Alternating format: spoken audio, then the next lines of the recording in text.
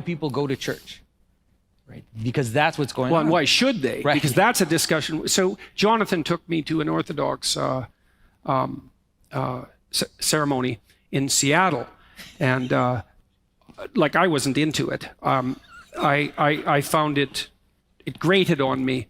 You're like a 10-year-old boy that we're telling to stop moving. Yeah, that's right. So that was my Freudian fixations. Like, yeah, you're 10. Stop wiggling. Yeah, stop wiggling. Yeah, no kidding.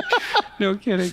But, there's been a lot of water under the bridge since then, man. And I went to an Orthodox mass here a couple of weeks ago, and I found it and a Catholic one a week before that. I was down at Franciscan University, and I found it unbelievably soothing, which was very much unlike the reactions I've had before. And that was partly, well, for complicated reasons, because I actually find any place that isn't a bloody nightmarish catastrophe soothing now. And so I mean that, man. But there was more to it than that, too. It was because I also did develop, and partly as a consequence of our discussions, a deeper appreciation for what was happening in the ritual itself, and also more tolerance for whatever inadequacies I might perceive, And partly that's also a realization. Lots of modern people say, well, I don't go to church because I don't believe that. It's like, well, who cares what you believe? Like, who the hell are you anyways? Like, and why do you even care what you believe? And how's that working for you, this belief set that you theoretically have? And so how sophisticated is that? Like, are you Plato or what? It's like, well, here's the church and here's me and I'm right. It's like, well, no, you're not. And first, and second, you don't even want to be, because that's a great place to be. Like, pinnacle of brilliant wisdom. It's completely solipsistic. No tradition for me, thank you very much. I've got it all right in my head. And even if you are right that the bloody institution is chaotic and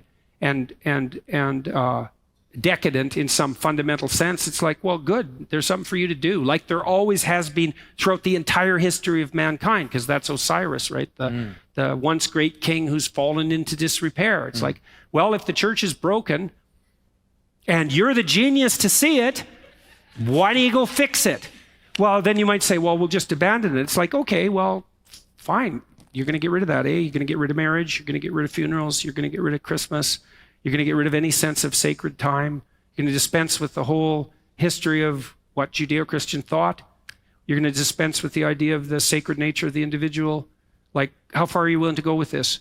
And believe me, that question is right in front of you, because there's a wave of radicals who are asking you at every moment, what makes you so sure that there's a difference between a man and a woman? Like, no, there isn't. Or the yes, there is when we want there to be, and no, there isn't when we don't want there to be. You saw that with the Supreme Court appointment. It's like, we have to have a woman, but there's no such thing as a woman. It's like,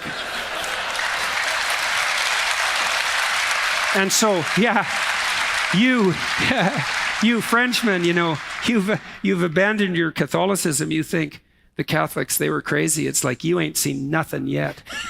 And so I believe, and Jung kind of convinced me of that. He more or less posited, and you could say the same thing about Orthodox. He said, Catholic is as sane as people ever get.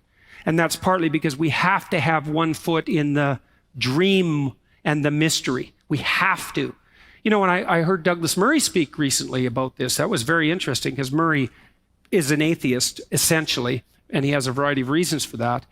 But he has swung around hard recently, and he said, when he was talking to Dave Rubin, he said, I don't believe that either conservatism or classic liberalism can survive in the absence of the religious surround, which was really something for him to admit. And it's like taken him like 5 years of thinking to come to that conclusion. But then he said something even more remarkable, I thought, and he said, and it's actually the mysterious part of it that has to be retained.